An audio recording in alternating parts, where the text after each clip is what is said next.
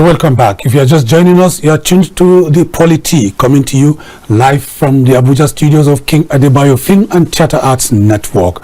The Polity is a program that takes a deep dive into unfolding political events within Nigeria and even beyond the shores of the country. Well, I'm being joined in the studio by our senior editor, KAFTAN senior editor, and in-house analyst, Mikky, Attah Mikky. It's a pleasure doing this with you this auspicious day in the month of, the 20th day of January 2025. You'll be wondering why I'm so amused. Because of the double promotion I've been given. I'm a junior staff. Don't mind her. Thank you very much. It's a pleasure to be with you, right? You're looking so beautiful this afternoon. What's the secret? Thank you. Don't tell me it's God. I know it's God. It's God. Well, Mikky, so much is happening in Nigeria, right, and even beyond the shores of the country. This is a program that avails Nigerians the opportunity to always call in so that they can verbalize their thoughts. Right. We know expectation of good governance is for the betterment of the lives of people. Absolutely. And then let's talk about America. You know, I've always said that Trump, in the present political firmament globally, Trump is the most combustible politician today. You cannot take that away for him, you know. And there are lessons to learn from American politics, particularly the last elections. I don't want to go deep into what transpired between him and Kamala Harris, but he came to the office prepared. You may not like Trump for his kind of combustible nature, but he came to to take reins of governance prepared. I stand to be corrected. You know, ministerial nominees, they call them secretaries. They came prepared. They came with portfolios. They were grilled for hours. You know, Maculey was grilled for about 3 hours, and he came as Secretary of State, that's Minister of Foreign Affairs. And then John D was grilled as the Attorney General. She was grilled for 4 hours. You know, but they all had a smooth sail. Let's talk about the lessons, you know, in terms of nominations of those that will form the cabinet, compared to Nigeria, where ministers come in as former colleagues, they just take a bow and leave. Okay, well, you summarized Donald Trump in one word: combustible. But for me, I see so many faces of him. He's just a kind of love him or hate him kind of person. Really? You know, he's not an in-between kind of person that after some years you'll forget. You understand? He's so present. He's so ubiquitous. Exactly. And you know, he's a behemoth. Right, yeah, exactly. So, I mean, there's that Donald Trump, the name will always hit. It's just like another Michael Jackson landing. That's right. So there's that Donald Trump enigma about him. Let me tell you how, let me look at the political history from my point, right? Yeah. Was it 2016? You know, because we've been watching so much of CNN, the expectation was that Hillary Clinton is already there. You understand? Yeah. Hillary Clinton has made it. So when the results started pouring in, I went to bed around 2 a.m.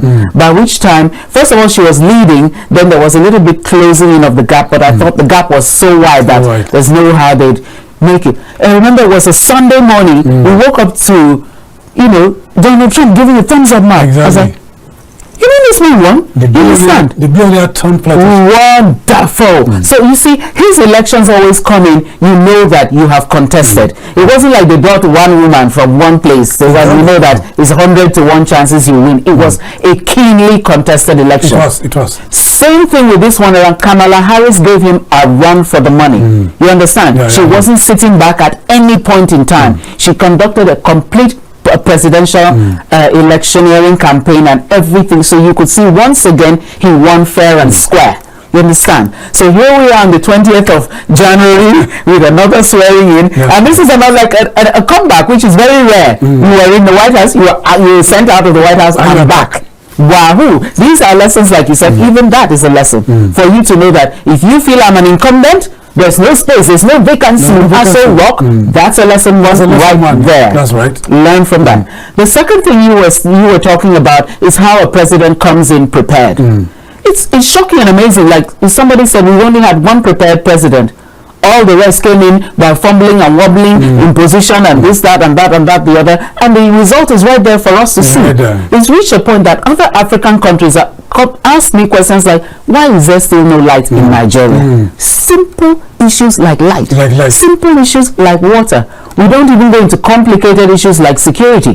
Whereas what is the function? Oh, thank you. Going to space. Oh, that one is spaced out. You understand? He came in prepared. So love him or like him, you have to look at some of these particular qualities so that we learn our lessons. In the first place, what do we say our democracy is? Isn't it American democratic system of presidential, American presidential system of government we're doing? We are supposed to be copying. Why are we not copying these elements? You know, Mikky, interestingly, from day one, Donald Trump signed over 200 executive orders. Wow! Day one, he signed a flurry of them. Yes, indeed. Now, you know what that speaks to me? Is the fact that a president is concerned about what he's supposed to do in governance. That's right. You understand? The primary function of government, please, let the people know. Let the people know. Let the people know. I'm talking about you, Mr. Expectations of good governance. Right. So, in all your expectation, like you said, in all facets, but the primary will be the welfare of the people. Yeah, then security of lives and property. Thank you. Which has all those bills he signed seem to be addressing them head on.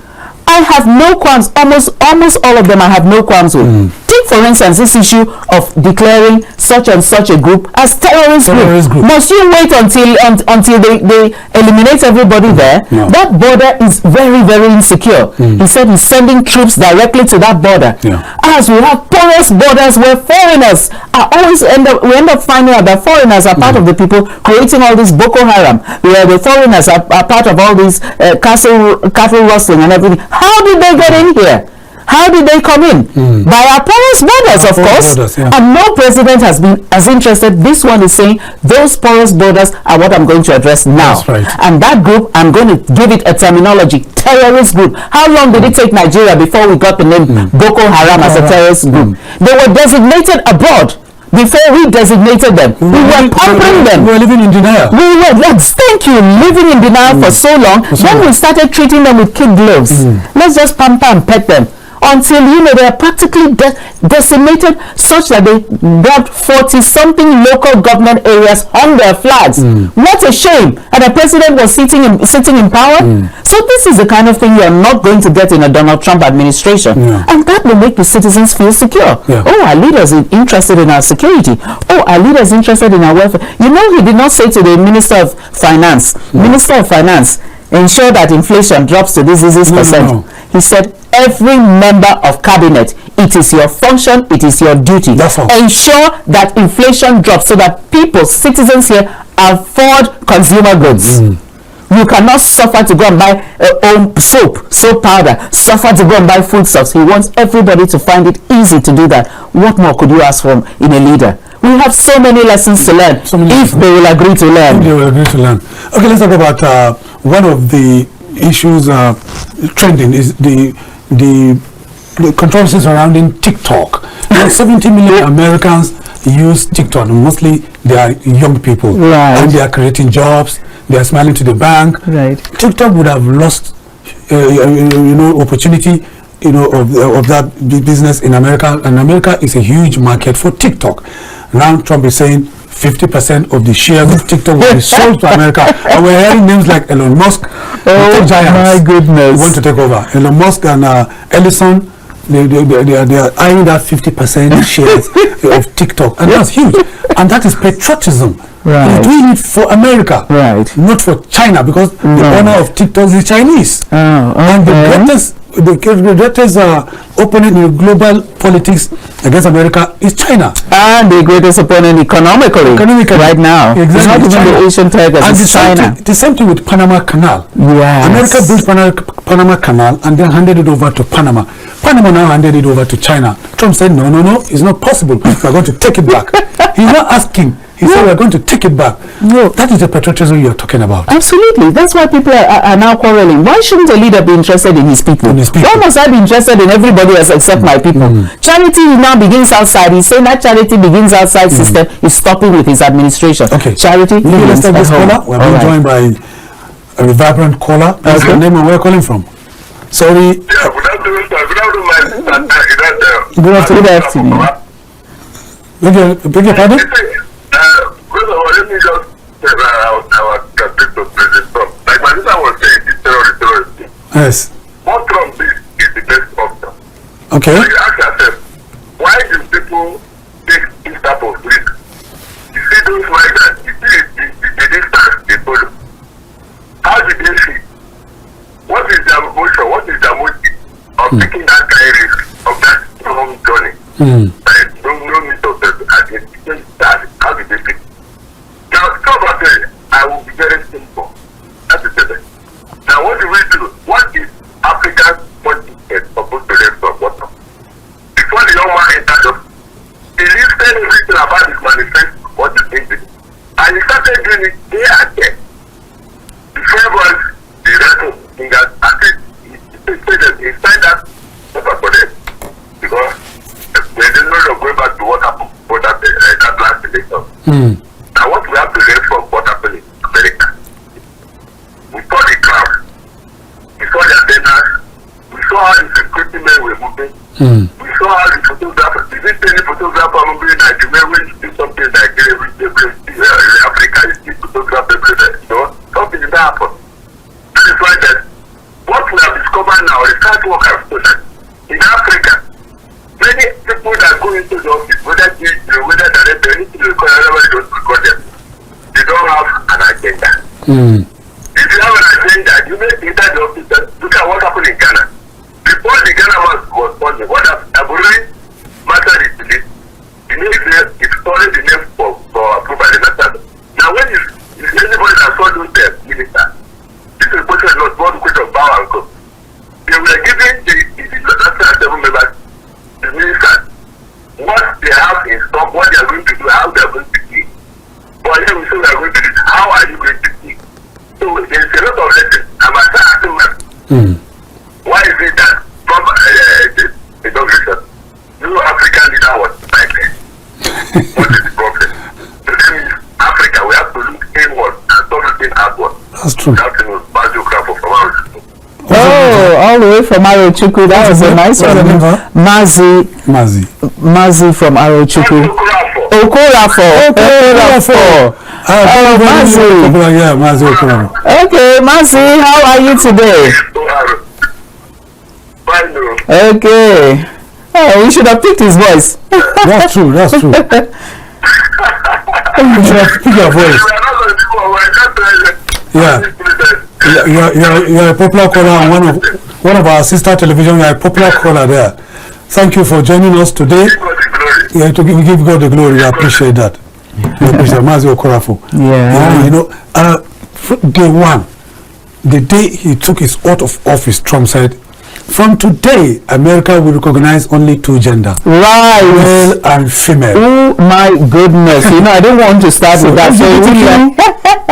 It won't sound like, hey, you're going into the one that is affecting the ladies. But I mean, that was so spot on. It was annoying how people were getting away with murder. Today you can be all sorts of crimes. Today you are a male, tomorrow you are a female. You can imagine. You can be both. But God decided to create us man and woman. No, but can you imagine? So now they would go into maybe like a prison. Yeah. And 4 months later, 25 women are pregnant.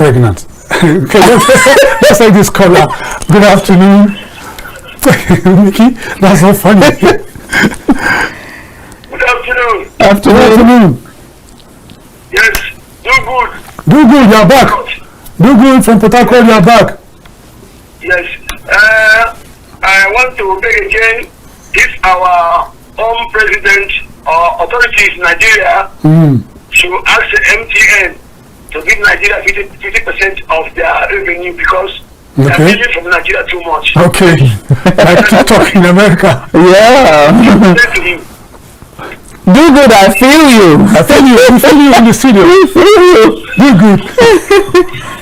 Wow, yeah. So that's another lesson right there. Because, we were talking to somebody who's like in all this Brentwood, what do they call them, organizations? Brentwood Institute. And he said whenever they're coming to Nigeria, or they know they're coming on holidays, they relax in the hotels, and when you come, bring out memorandum of understanding, sign, snap photographs, and you go. That in other countries, they will bargain to the last minute. No, what are you going to do for our citizens? No, that is too much. No, the percentage must go up, blah, stuff like that. So he's concerned, even if economically it sounds like a economic fire brigade. approach. But we're being joined by Mohammed from Maiduguri, all the way from Maiduguri.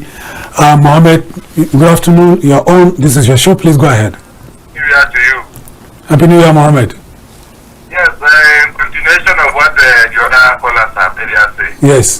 It's enough for us to now look at what Donald Trump as the president of America said. And he spoke to almost all the whole world, because today, look at it, because of dollar, America is leading the whole world. Especially us Nigerians who worship dollar. Sorry to say it, because when we are young, we don't know dollar. But today, our politicians have made Nigeria to become a dollar country where everything is calculated. It's high time for us to practice this way. We don't put all our egg on the same basket. Our people are blind. They continue to worship somebody, leaving our mama food. This is wrong. We should be awake, waking up, please. And it's not regarding religion or tribe or anything. Almost all our politicians are so blindly worshiping the foreigners instead of looking inward and develop ourselves. We cannot go anywhere. The people that develop themselves are doing so by themselves. The people, we have so many talents. And every people, it is like all of us should start crying for leaders and politicians. Especially starting there and there. We don't even know when you in the first place. The line is not clear. Right. Please, Mohammed from Maiduguri, do call back. Your line is very, very clear. It's not audible enough. Please call back. Don't get discouraged. It is your program. The show is yours. Please, that's why we avail the opportunity to, say whatever you have on your mind. Well, we're talking about the gender in male and female. Yes. That's what God recognizes. Please. And that's what Trump is reiterating. For goodness sake, this is just talking common sense, like we used to have a senator like that. Is there anything else? Look at you, look at me. Exactly. We are the two genders there are. Yeah, exactly. So I mean, you was just change his gender. Like, please, don't know what I put my foot down. This should end right there. Like you said, that was spot on. No, but something Mazi said, I'm not the ambassador to US ambassador to Nigeria, but I must say, how old is Donald Trump? Donald Trump is the oldest. 70. Yeah, he's the oldest American president, and this is the first time in American history that a president is inviting foreign leaders to his inauguration. That's right. So maybe it mightn't have spread around as much as maybe you would have wanted. You still go to other parts of the world and they say, oh, we didn't invite our leader over. But let it be known that this is the first even that world leaders are being invited. So for him to even do that too is also opening up America to the world. So I think I'll still give him kudos for that move. Well, like you said, apart from the gender issue, what were the others? For me, I'm just blown away by that of security, especially vis-a-vis the Nigerian problem. If we had a president like Trump, maybe 10, 20 years ago, we won't be talking now about the level of insecurity we have. As if, once something comes in, it's very difficult to eliminate it totally, but at least it would have been at suppressed levels that you know that, yes, if I'm to bear this thing, they're going to catch me that same minute. Can you imagine somebody saying that? His first scenario said he was going to circle around the whole country with a wall, which ended up not being very practicable.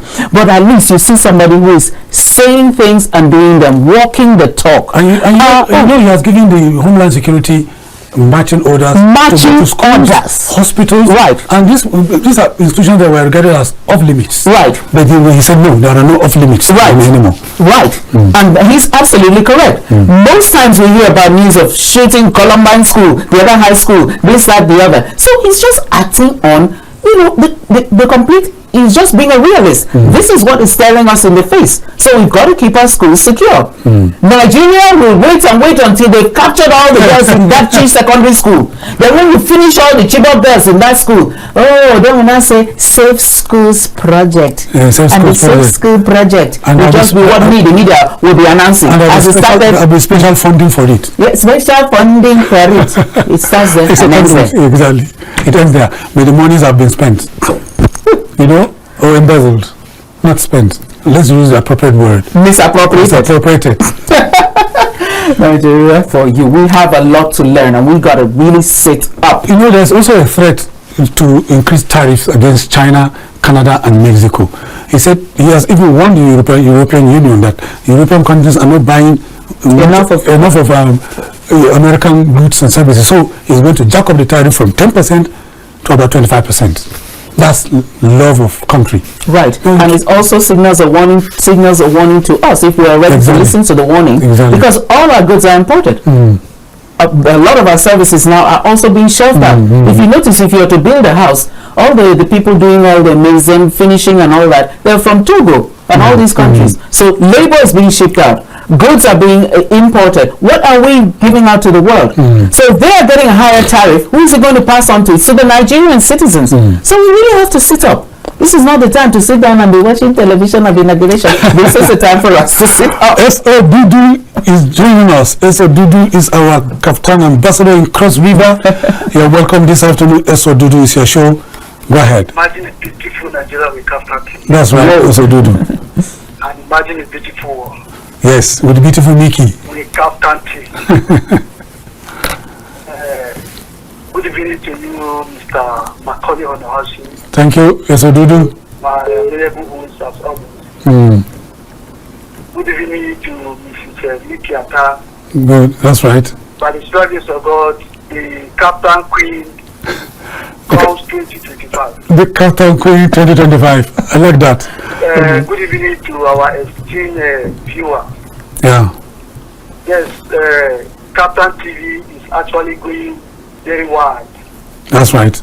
I believe I was privileged some minutes ago. I heard the voice of Mazio Korafo. Yes, it's a plus to us. It's a place to us.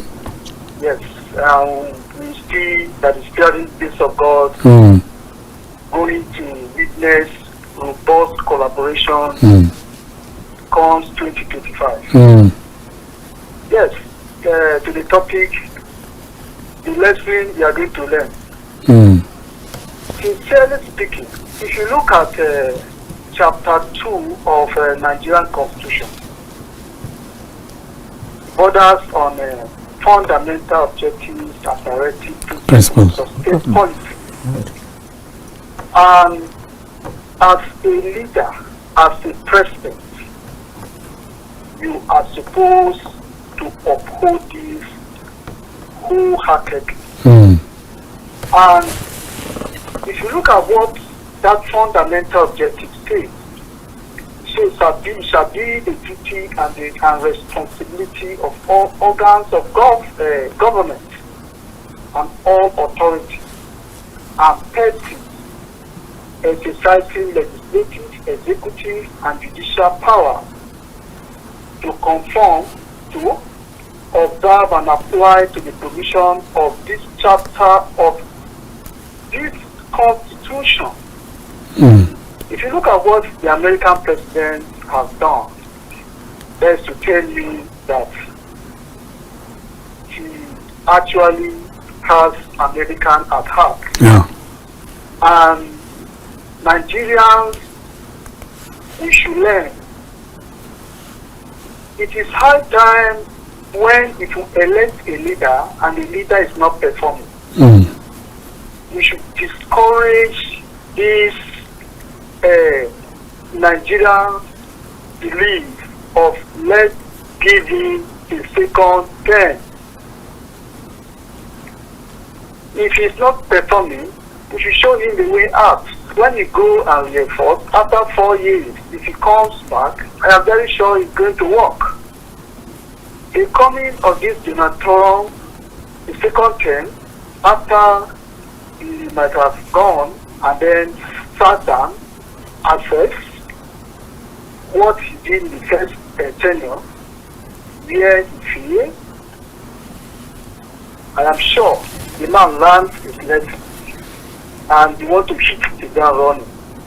And that should be what we should be learning. We should borrow it from there. Now, if you come to our country here, sincerely look at it. Nigeria, there is a high level of dollarization of our economy now. Yeah. And this dollarization of our economy has actually worsened our economic situation. Why am I trying to say this? Instead of us to encourage what we produce here to go out of Nigeria, to export it so that we get more revenue, Nigeria Naira will now witness more appreciation. We are rather encouraging importation and dollarization of our economy. And it is high time. Look at what you said. In the last comment, Trump promised he's going to something tariff that you mentioned. Yeah. Yes.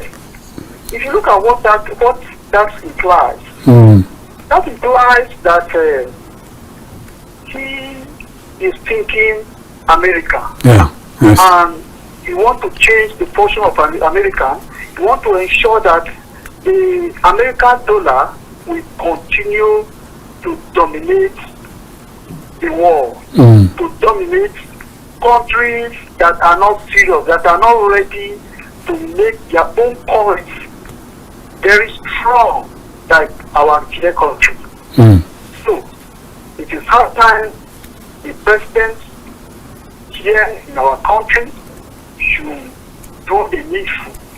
We should encourage massive production that will lead to exportation, that will now guarantee our Naira to be very, very strong as compared to other currencies. As of 70 or thereabouts, history told us that Nigeria Naira was equal to the dollar. Yeah. That was what they told us. The question now is, are you there? We're here. Yes, are you there? We're here. Okay. The question now is that, what was the magic then that we cannot replicate it? That's right. You are very correct. And now, secondly, if you look at this, our budget, sincerely speaking, our budget, we capitalize so much on revenue projection, oil revenue projection. It is not a good thing to the economy. Why don't we think agriculture? Why don't we think agriculture? Why don't we think agricultural produce or produces? Think of cocoa. Cocoa is selling now. Think of palm kernel. Think of granules that were used to build first universities in Nigeria. Yeah. Well, they go help us. You got to help us. The president is listening to us. Yeah. KAFTANTV is a public court. Thank you. Continue to be a public court. Amen. Thank you so much. S.O.Dudu calling from. S.O.Dudu, Cross River, please, we appreciate your perspective. KAFTAN is a public court and is one of the judges in KAFTANTV as a public court, and that is the beauty of this program. KAFTANTV and its management decided to float this program so that Nigerians can have the latitude, because they don't have a place where they can talk to government. I can assure you that policymakers are watching and monitoring these kind of programs in Nigeria. Well, how do I know that? I know that when you say anything that is inimical to the interest of government, you can be pursued and be arrested.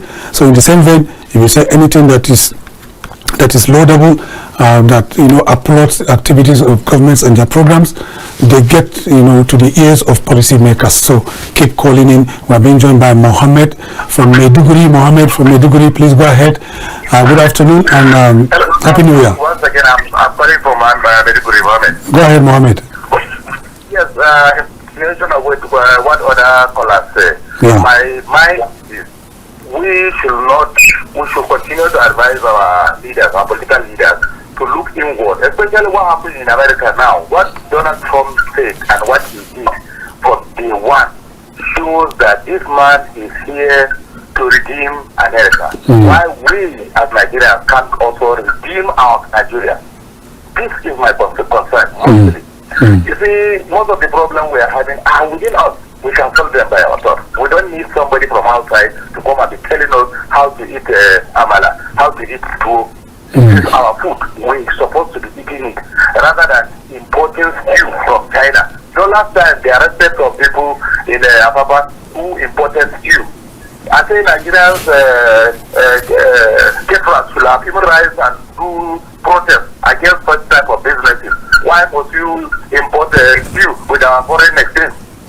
That is just an example of what I'm trying to say. That we should love ourselves. Look inward. We are not saying we should not trade. Nigeria is a non-aligned nation. We trade with any part of the world. If we maintain that, honestly speaking, Nigeria will move forward. But above all, the interest of our country should come first. This is what we should be doing.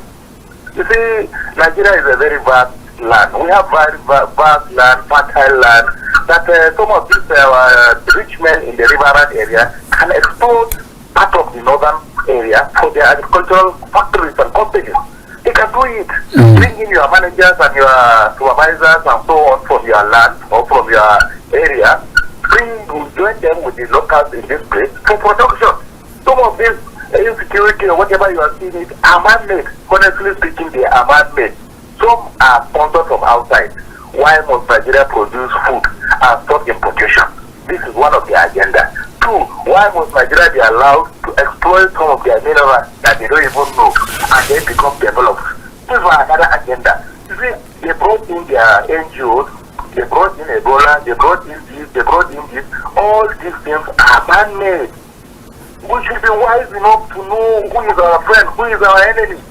Even though in politics they say there is no enemy, but really, there are some semi-enemy. Somebody who doesn't want you to progress, who doesn't want your progress, is semi-enemy. Somebody who will show you way to progress. You can take him as friend. Our leaders should be very wise, especially our political leaders, right? Signing in MOU with this country, with that country. Look at their history.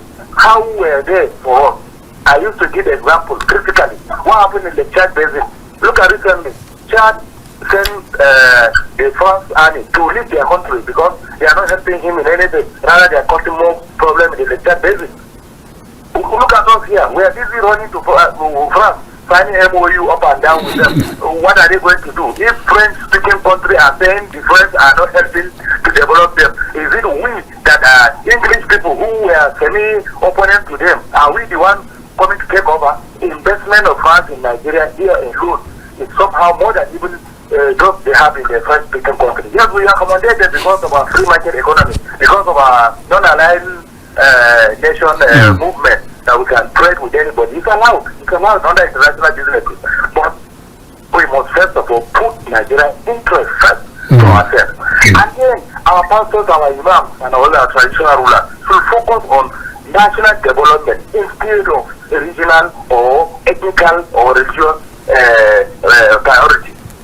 In everything we do, we should first of all say Nigeria first before any other person. This is what I have always advocated.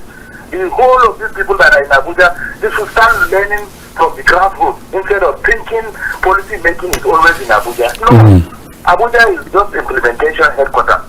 But the policy should start from the grassroots. Our neighboring countries, if you go around to Cotonou, Benin Republic, all this, their ability to aid in the border area is one that is giving them intelligent report. First-hand report. Thank you. In our cases, they have to go to local government headquarters. So I'm just giving general view of how we should be and how we should support our country. Generally, this is the only way out. This is how other countries move forward. We can do it. We've been doing it before in the first place. We were doing it before. Why can't we do it again? Okay, thank you. I am not after any particular person, but all of us are Nigerians. May God continue to help us and uphold our KAFTANTV to higher level. I say amen to that. Mikky has raised, very, very salient issues. But let's go back to the campaigns and juxtapose it to the inauguration. The campaigns in America, the presidential campaign rather, was replete with vitriolic comments, vituperations, name calling, with even apocalyptic comments from the two sides of the divide, the Republicans and the Democrats. But there were insults. But on the day of inauguration, you could see that it was about America. Bill Clinton and his wife was there, Hillary, they were there, Obama and Michelle were there, Joe Biden and Hillary and Kamala Harris were there, all of them Democrats. They were there, they witnessed the inauguration. It was about America at that point. What's the lesson there? Okay, one thing we have to pick is that in as much as we admire the patriotic zeal of Donald Trump, that to me will be maybe the one place I may not be very, very, very happy with him. Because if we recall, when he lost the elections to Joe Biden, he handed over, but he did not attend the inauguration. Now, Joe Biden and his wife are here to attend that inauguration. They could have chosen not to attend. Right.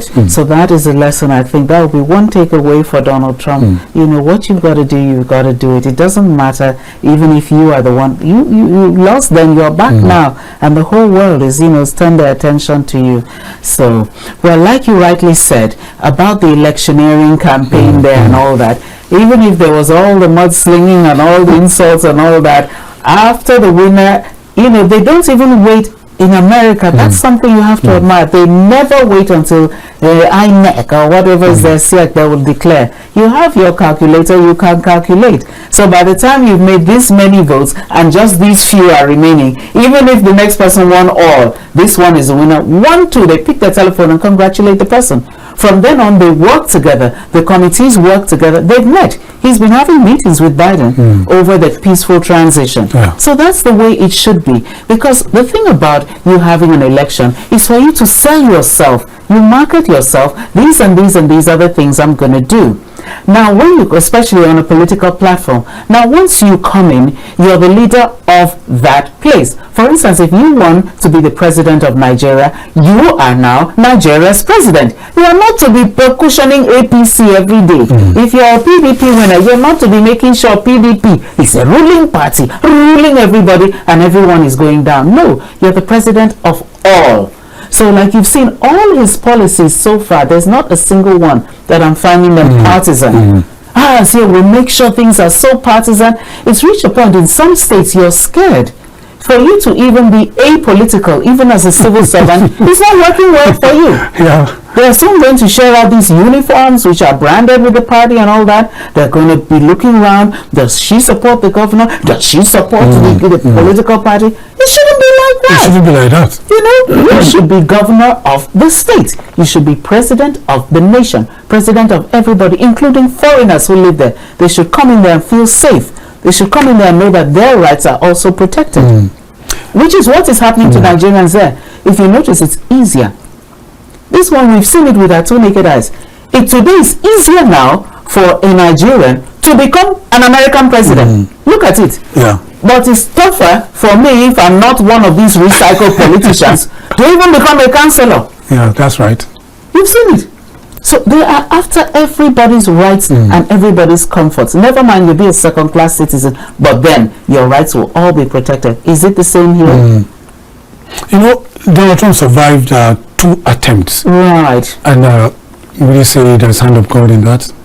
Well, that was one of the things he said. I was able to get past this assassination attempt, and God saved me. And especially considering his age, you are old enough to to go to the great beyond and all that. But however, well, small things put together, you started off, and like I said, it started well. Unlike us, who will come and promise you.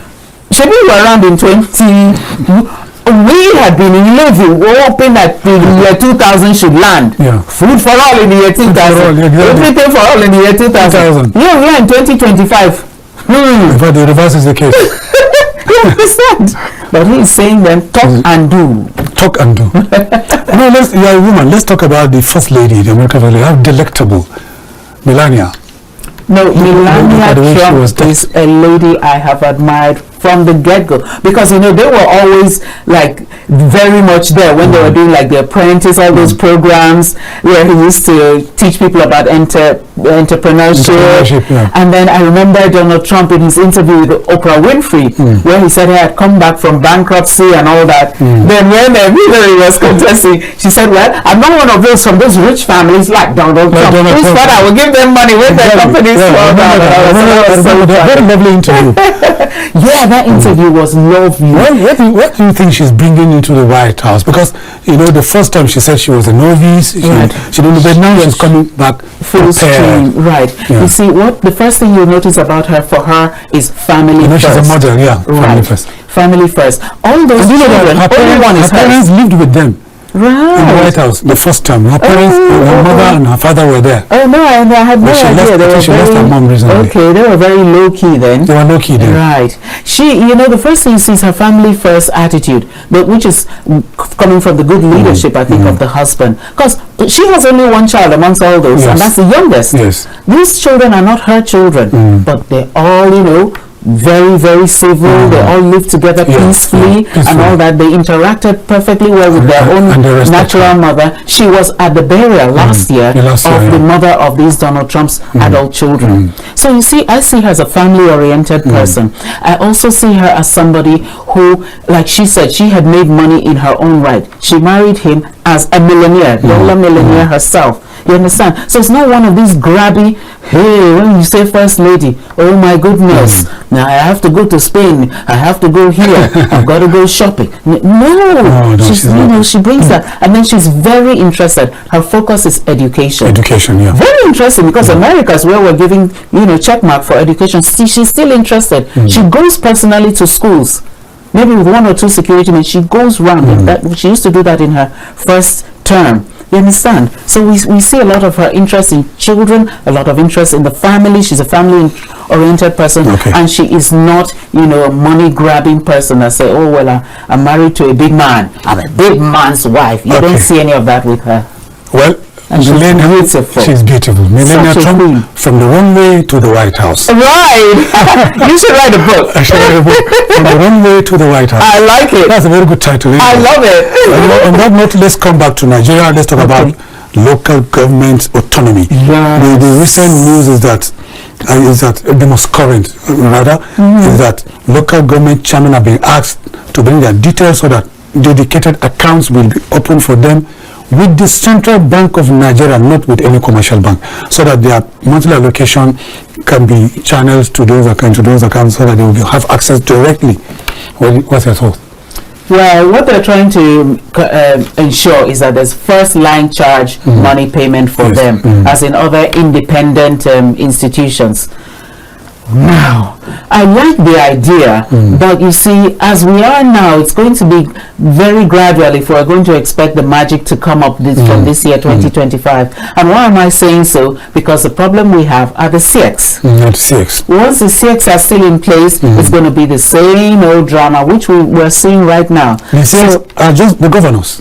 Right, so the CX are in the governor's pockets, and if I'm like, say now I'm the governor of KAFTAN state, and I am in AAA party, everybody who wins is going to be in AAA. You understand? That is not even humanly possible. For all of us in this little locality, let's even say for us in the studio, you can see some of the things you're saying I disagree with. Exactly. Some of the things you like I do not like. Absolutely. So it's not possible for all of them to win their, but of course the CX will declare. And they don't even follow electoral guidelines. They're supposed to have it 180 days before time. You start the electioneering processes. Names should have been pasted. They don't do anything. Once they announce local government elections in such and such a state, that weekend they will conduct 1, 2, 3 winners emerge, all of them from the party. So when these people come out in that under that strata, even if they're handed the monies themselves, they are still somehow tied to the apron strings of their principal, which will be one, their political godfather, and two, the governor. So it's going to be a gradual process. However, like they say, money is power. So if the person is determined, at least these are your people. Everybody comes from a local government. If you have the pity and the love of your people and you deploy some of that money towards the development of that area, you might be in a position to stand up and say, Mr. Governor, you cannot impose somebody else here. The people themselves will say, if it's that one, we will hang ourselves here. We want him back. You understand? If they're going to start this business of transition chairman, Nigerians need to stand up. Take, like somebody was saying this morning, take your destiny in your hands. How can a governor stay in power for 8 solid years, 2 terms, a maximum tenure? Throughout that time, you have never called for local government elections, not once. And human beings, citizens, and that's those local government areas. And you are unperturbed. You're unperturbed, you're not bothered. You're not bothered. So you cannot be calling government. What is your role? You have to also, you know, be up and doing, be smart, be interested, get committed, because it's your life at the end of the day. If the local government system is not working, as we can see in Nigeria, nothing else is really going to work properly. Well, opening these bank accounts, would that even bring about financial discipline? That's what I'm saying, man. Financial discipline and financial autonomy. Because it's just like you saying you're going to pay money into my account. It will almost turn to money laundering. You understand? I will still channel it. As it comes into this, it channel out the other way. But the very interesting caveat there is that the NFIU, Nigerian Financial Intelligence Unit, as well as the EFCC and the police, have been saddled with the responsibility of tracking cash movements. Right, but you see, the powers that their legislative councils have somehow been eroded. Like the Anambra issue. Remember? Issues like that. So with their power a little bit eroded and handed over to the Houses of Assembly, which once again are pocketed by the state chief executive officers, that's going to be a little bit of a problem. Because if not, they do not have immunity. So if you're found to, you know, to be doing some things financially inappropriate, ideally those legislative houses should be able to, on the spot, impeach you and kick you out. However, for a local government chairman to leave now, the law is that has to be ratified by the state houses of assembly. That shouldn't be so. Shouldn't be so. You understand? So those powers could move further back to the people, further back to their legislative councils. That way, if you're busy chopping money, they will say, this is it. This is the man that came in. Exactly. This is the sum. And clearly, all you built were like three public toilets. Time for you to get exit. You understand? So if we can move at a good pace to that kind of, you know, political autonomy, let's call it that, political autonomy. It would really be good. You know, we had this political autonomy with the advent of this current democratic journey. Yes. In 1999, local governments were robust and okay. Well, all your thoughts there. We're being joined by Eso Dudu. Let's hear what he's going to say concerning this. Thank you so much. Let me go straight to the point. On the local government autonomy, the opening of the account. Yes, it's timely. It's timely. What the president should do, he should direct the NFIU and the EFCC and even the ICPC. They should open an office in all the 775 local governments. Then, secondly, the Attorney General of the Federation should muzzle another courage this 2025 and approach the Supreme Court, or they should send an executive bill to the National Assembly to amend those sections of the Constitution, Section 65 or thereabout, that empower the State Independent Electoral Commission to be conducting local government elections. They should repeal that section and create a new electoral body or transfer it back to INEC Nigeria, just the way we were actually experiencing it 1999. I think if they do that, it will be very, very helpful to the effective functionality of local government in Nigeria. Because as it stands now, just like our in-house analyst, KAFTAN Queen, which is Mikky Attah, is saying, if you look at this, our emperors are so powerful. They can even give them that money, and this local government chairman can still even transfer the money when they access that money and transfer it back to them. I am in the grassroots. If I tell you what is happening, what this local government, the new local government chairman are doing. My local government chairman just bought SUV, new SUV. They say it's a birthday gift from the son. And we have been asking, what is the son doing? That he will buy an SUV. Another one also, here in my state, has also bought another one. So, it's something we should be very serious over. This local government autonomy, most especially the opening of this account, I know is another milestone. But what we need now is financial. We have gotten financial autonomy. We need administrative and political autonomy. That's right. And this can be guaranteed from the National Assembly. I imagine what the National Assembly members are doing. That up to now, are they waiting till 2027 to begin to work on the electoral acts? They should begin to work on it now, so that even this section of the Constitution can be repealed, so that elections of local government should be transferred or removed from this our emperors in the states. I think if they do that, it will help us. Thank you so much. Thank you. We appreciate you. Ezodudu, brilliant. Could you respond to that?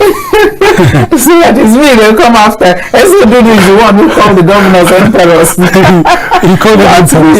But they are emperors. None of them are emperors. That was really interesting. Yes, exactly. But you see, the part that I don't understand as a layman is how come it was that easy to have changed the constitution such that INEC was conducting. INEC is a body saddled with the conduct of elections. Exactly. And they were doing it properly and happily in 1999. Yes. How come it was very easy to change the constitution such that the governors will have these state electoral bodies, and then now we have tested it for 25 years and it has flopped woefully. We now want to change it back to what it was in 1990. Oh, we have to amend the constitution, and now the amendment is getting very tough. Why? Why was it very easy to change it to what was inimical to the growth of democracy, and now we want to change it back? It's proving very difficult. Well, on that note, on that difficult note, I will say thank you to Mikky Attah, our in-house analyst and editor. Thank you for joining me this afternoon on the Polity. It's just been my pleasure, and I must say though, President Tinubu is doing a good job in the area of security, because as at now we feel the impact of the heat on the terrorists. We are feeling it. We are feeling it. So, well, thank you. I thank our esteemed viewers for watching, and our vibrant callers for calling in to share their thoughts with us. Until next time, my name remains Maculey Hunohashi. Bye bye. God bless Nigeria.